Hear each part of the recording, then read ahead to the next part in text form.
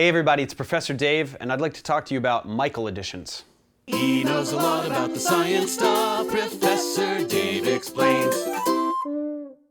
So the Michael addition is very similar to the aldol condensation in that it is enolate chemistry. However, it differs a bit in the substrate that the enolate attacks.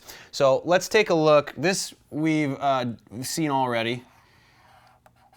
So the hydroxide can grab this alpha proton and we will then form our enolate, right?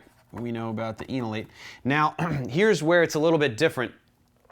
The substrate that the enolate is going to attack is a little bit different in the Michael addition because it is going to be a carbonyl-containing compound with an alpha-beta degree of unsaturation. So we have a pi bond here specifically in the alpha-beta position with respect to the carbonyl-carbon. So here's carbonyl alpha-beta. This is an alpha-beta unsaturated system.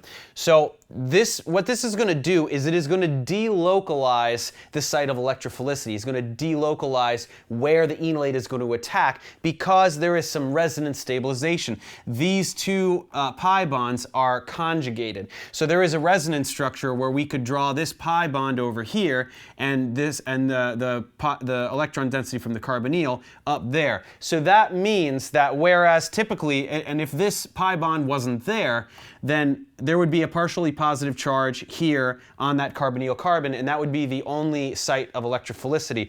But now we're saying that there's a resonance structure where that partial positivity is satisfied to a degree by the shuffling of pi electron density, and if we did that, there would be a formal positive charge on this carbon over here. So what we've done, similar to the conjugated polyunsaturated systems where we were looking at hydrohalogenation, we are delocalizing the site of attack. And so what's happening now is no longer is the enolate going to attack the carbonyl carbon. In a Michael addition, the carbonyl reforms, and then this is now going to attack the beta carbon. And then these pi electrons are going to go here, and then these will go up here. And so this is what we get. Okay? Now, once we form that, this can protonate from water or whatever. And here we have something called an enol. Okay, and what an enol is going to tend to do is tautomerize. So what that means is that we are going to shuffle these electrons around, and it's a game of thermodynamics. We are trading a carbon-carbon pi bond and an oxygen-hydrogen sigma bond for a carbon-hydrogen bond and then a carbon-oxygen pi bond. So because of the polar nature of the carbonyl, that is going to have it's going to be a more energetic bond. So there's more energy stored in this than this. So that is what is going to shuffle these bonds around, and that process is called tautomerization. So what we end up in the end with our Michael product here is whereas aldol was a 1,2 addition, Michael is going to be a 1,4 addition, because if we consider the nucleophilic carbon to have been carbon 1, the new functional group of note, being this other carbonyl, is at the 4 position. So the thing that we want to know is, while this is enolate chemistry similar to the aldol condensation, the products are quite different, because whereas with the aldol condensation it was that 1,2 addition where we had the new hydroxide, the new hydroxyl group, or the new pi bond at the 1,2 position over here.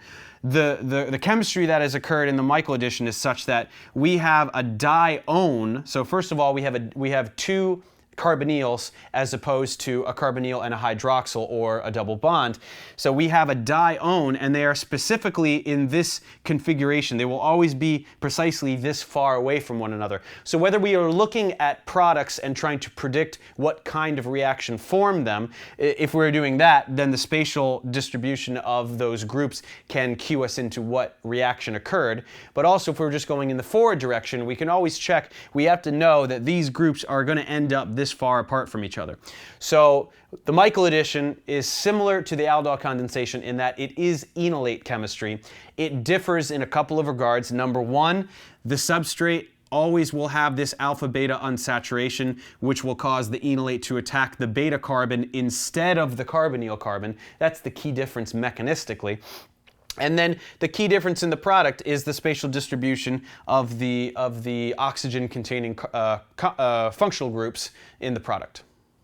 Thanks for watching, guys. Subscribe to my channel for more tutorials, and as always, feel free to email me with questions, ProfessorDaveExplains@gmail.com.